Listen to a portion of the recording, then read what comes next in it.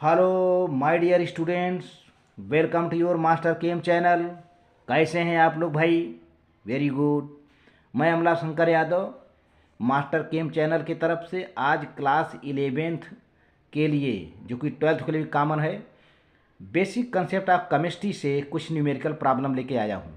पिछले वीडियो में हमने न्यूमेरिकल दिया था, न्यूमेरिकल कम पड़ जा रहे थे तो हमने एक वीडियो और मुझे बनाना पड़ा। उसमें ग्राम पर लीटर था, मोलरिटी था, नॉर्मलिटी था, कुछ और भी कंसंट्रेशन थे। तो और ये सब मोलरिटी नॉर्मलिटी नहीं हो पा रहे थे तो हमने इस वीडियो में एडजस्ट किया है। तो विशेषकर खास तौर से मैंने आईआईटी, नीट, जेई के बच्चों को ये कहना चाहता हूँ कि वे इसको बहुत ध्यान से पढ़ें, और साथ ही साथ 11th-12th के बच्चों को भी ये बहुत जोर दे के पढ़ना है, क्योंकि इससे उनका बेस तैयार होगा। और जब बेस तैयार हो जाएगा तो उनको आईटी, नीट, जेई को क्रैक करने में ज़्यादा देर नहीं लगेगा।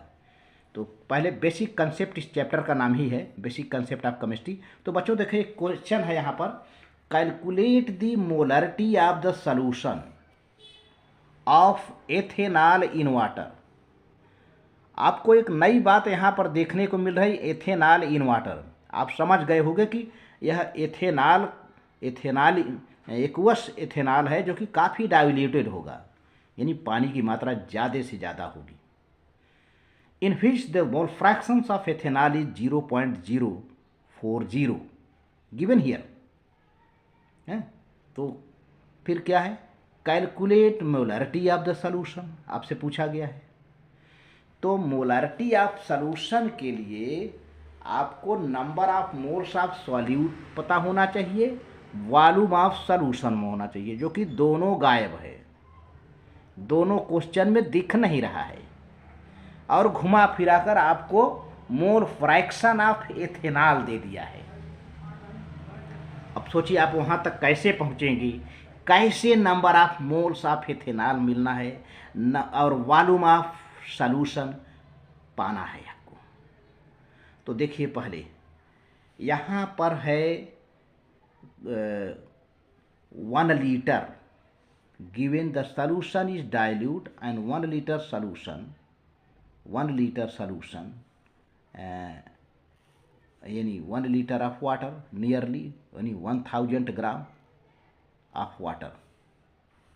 ये हुआ 1 लीटर के हिसाब से हम करते हैं, ये 1 लीटर के हिसाब से करते हैं, ये ऐसे। हाँ बेटा, अब मोलर मास यहाँ पे जो है, मोलर मास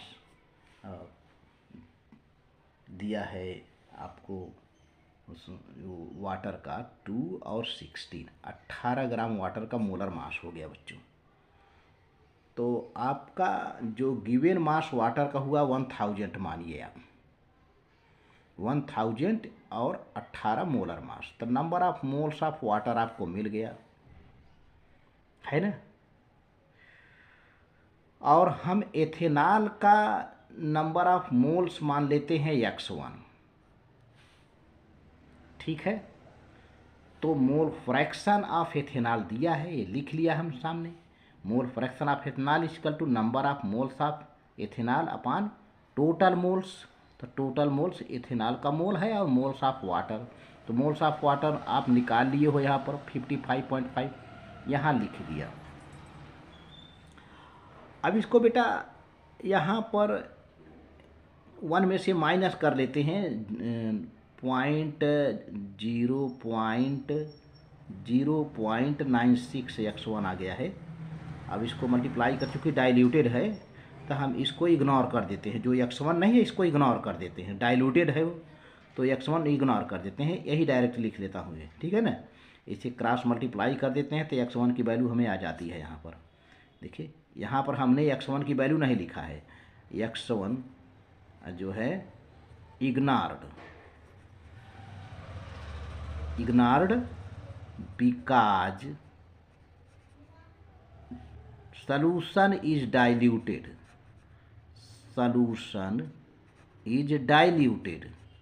solution diluted है, इसलिए हमने x1 लिखा ही नहीं। अब 55.5 लिख दिया, क्रॉस मल्टीप्लाई कर दिया, तो हमको x1 की वैल्यू आ गई, नंबर ऑफ मोल्स। ये x1 क्या है, number of moles of ethanol हो गया। इथेनॉल क्या चीज़ है, सॉल्यूट है ना। तो अब वॉल्यूम चूँकि 1 लीटर की बात है, 1 लीटर की वॉल्यूम है, तो अब मोलारिटी आपका आसानी से आ गया, number of moles of solute upon volume in litre. तो नंबर ऑफ मोल आपको कितना मिला, 2.31 लिख दिया। वॉल्यूम 1 लीटर है, यहाँ 1 लिखा हुआ है, 2.31 मोल रूसन। इस तरह से ये आंसर हो गया इसका, इस क्वेश्चन का। तो मोलारिटी निकल गई। और अगला क्वेश्चन है, देखो बेटा, यहाँ पे अगला क्वेश्चन है, the density of 3 molar solution of NaOH is 1.110 ग्राम पर मिलीलीटर। ये डेंसिटी है और सॉल्यूशन कैसा है, 3 मोलर है। Calculate the molarity of the solution. यहाँ भी आपको क्या पाना है, number of moles of solute. Solute क्या है यहाँ पर, NaOH है, यानी सोडियम हाइड्रोक्साइड सॉल्यूट है। और वॉल्यूम ऑफ सॉल्यूशन का कोई अता पता नहीं है। हाँ, डेंसिटी दिया है, सारी बात उसी से आगे काम बढ़ेगा। डेंसिटी आपको दे रखा है, ध्यान दीजिए। तो अब मैंने यहाँ पे देखिए घेर रखा है रेड के कलर के एक रेक्टेंगल में कि 3 मोलर NaOH का क्या मतलब है। 3 molar NaOH means 3 moles of NaOH dissolved in 1 kg। चूँकि मोलर है ना, तो 1 kg या 1000 ग्राम कहिए ऑफ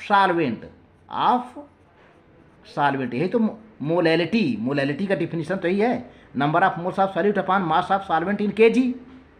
तो यहाँ पर 3 moles of NaOH dissolved in 1 kilogram, या उसको कहिए ब्रैकेट में हमने लिख दिया है 1000 ग्राम ऑफ वाटर सॉल्वेंट। तो चलो बच्चों, सबसे पहले molar mass of sodium hydroxide निकाल लेते हैं। सोडियम का 23 होता है, ऑक्सीजन का 16 और हाइड्रोजन का 1। ये पूरा बन जाता है आपका 40 ग्राम। अब चूँकि सोडियम हाइड्रोक्साइड कितने मोल का है, 3 मोल का है। ये तो 1 मोल का मास है ना, मोलर मास मतलब 1 मोल का मास 40 ग्राम है।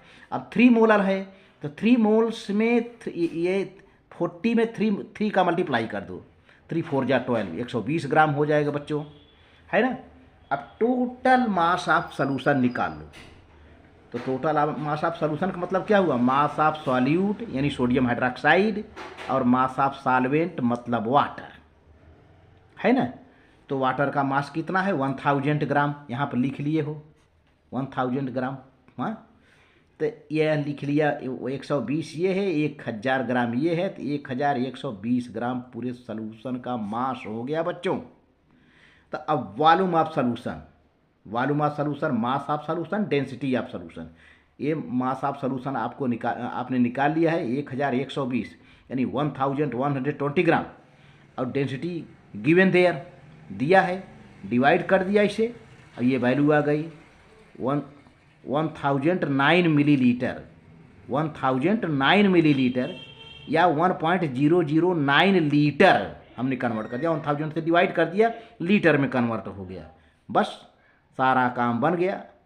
अरे भाई, अब क्या है, number of moles of solute 3 molar है ही हैं, उसको निकालने की ज़रूरत है नहीं। 3 मोलर कह दिया है, वैसे भी उसको निकालने की ज़रूरत नहीं है। आपको निकालना था वॉल्यूम आपने निकाल लिया है। 3 number of moles of solute 3 मोल है, और वॉल्यूम ऑफ सॉल्यूशन 1.009 है, डिवाइड कर दोगे 2.97 मोलरिटी आ जाएगा एंड आंसर।